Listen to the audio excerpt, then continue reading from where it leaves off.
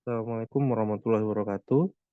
Baik, kita lanjutkan kembali materi kita dalam mata kuliah hukum pembuktian pada tema alat bukti sub alat bukti petunjuk. Nah, alat bukti petunjuk ini agak unik ya, agak unik karena sama seperti alat bukti surat, selain cuma satu pasal dan ternyata alat bukti petunjuk ini banyak memunculkan misinterpretasi atau kesalahan dalam melakukan interpretasi, khususnya pada ranah penyidikan. Nah, kita lihat dulu kaitannya dengan konsep. Konsep alat bukti petunjuk itu ada di pasal 188 ayat 1 KUHP. Ditegaskan, petunjuk adalah perbuatan, kejadian, atau keadaan yang karena persesuaiannya baik antara yang satu dengan yang lain maupun dengan tindak pidana itu sendiri, menandakan bahwa telah terjadi suatu tindak pidana dan siapa pelakunya. Ya. Jadi alat bukti petunjuk ini bukan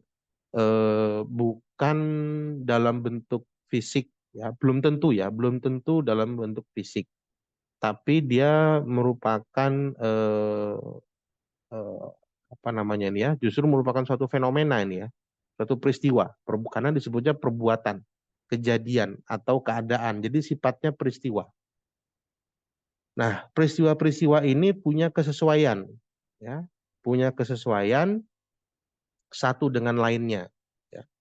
Bahkan dengan tindak pidana itu sendiri. Nah, yang jadi pertanyaan nanti kan sebenarnya dia punya kesesuaian dengan yang lainnya. Nah, yang lainnya itu dalam bentuk apa?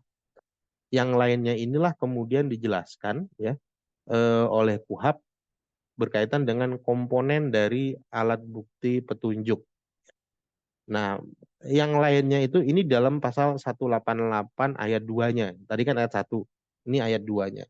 Nah, yang lainnya itu berasal dari keterangan saksi, surat, dan keterangan terdakwa. Jadi peristiwa, ya, keadaan, kejadian, perbuatan, ya, itu bisa jadi diutarakan atau muncul dan berkesesuaian dengan keterangan saksi, surat, dan terdakwa. Nah, sekarang kemudian pertanyaannya kan siapa yang memunculkan eh, peristiwa tersebut sehingga sehingga mampu diangkat sebagai alat bukti petunjuk.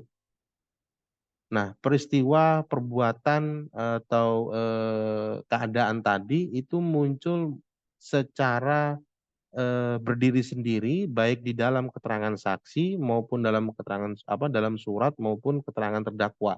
Jadi dia tidak merupakan suatu peristiwa yang utuh atau mungkin hanya eh, cerita yang sifatnya parsial ya, yang kemudian itu nanti dirangkai. Nah, ini menjadi unik karena petunjuk itu hanya bisa dirangkai oleh eh, hakim ya. Karena dalam menilai sisi kebenaran dan kekuatan pembuktiannya, pasal 188 ayat 3 KUHP itu menegaskan penilaian atas kekuatan pembuktian dari suatu petunjuk dalam setiap keadaan tertentu dilakukan oleh hakim. Ya, jadi hanya hakim yang bisa menemukan alat bukti petunjuk. Dalam setiap keadaan tertentu dilakukan oleh hakim dengan arif lagi bijaksana. Ya, jadi ada kearifan yang dimunculkan oleh hakim dalam menilai suatu peristiwa. Setelah ia mengadakan pemeriksaan dengan penuh kecermatan dan kesaksamaan berdasarkan hati nuraninya. Kalimatnya adalah kalimat ini menggunakan frasa setelah. Ya. Jadi alat bukti petunjuk itu hanya muncul setelah, ya. Hanya muncul di akhir. Di akhir kalau kita lihat proses persidangan, maka di akhir itu artinya setelah adanya eh, setelah adanya pembuktian melalui keterangan ahli. Ya, biasanya memang seorang ahli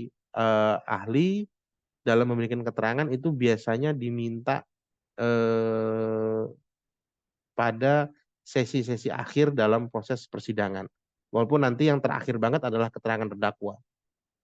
Nah, jadi artinya setelah ahli dan terdakwa itulah baru muncul hakim bisa melakukan penilaian terhadap peristiwa atau keadaan ya atau perbuatan yang bukan sebagai alat bukti tapi tersirat di dalam keterangan saksi, tersirat dalam surat dan tersirat di dalam terdakwa.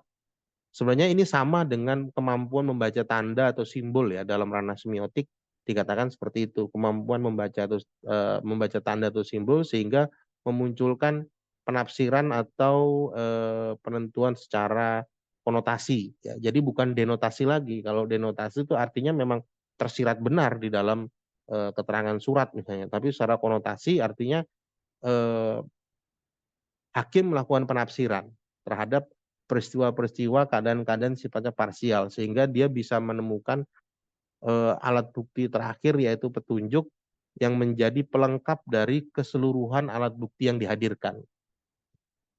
Nah, kesalahan dalam praktek adalah kadang-kadang penyidik ya, di dalam berkas perkara itu juga memunculkan alat bukti petunjuk ya.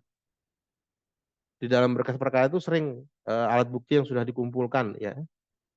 Itu salah satunya adalah alat bukti petunjuk. Padahal itu adalah absolut kewenangan dari hakim untuk membaca kesesuaian dari keseluruhan alat bukti. Hanya saja yang dilakukan oleh penyidik tidak juga bisa kita salahkan 100% karena memang pasal 184 ayat 1 itu menegaskan alat bukti petunjuk itu ada dalam eh, kelompok alat bukti yang sah.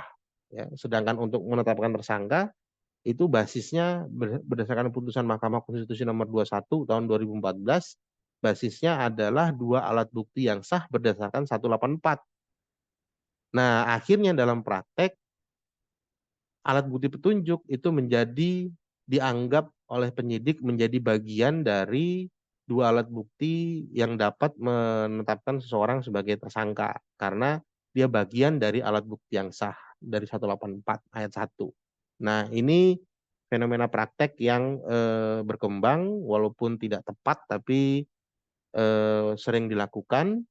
Nah, pada hari ini, sesi ini secara teoritis saya tegaskan bahwa alat bukti petunjuk itu hanya bisa ditemukan, dimunculkan, dan disahkan sebagai alat bukti hanya oleh kemampuan hakim dalam melakukan interpretasi.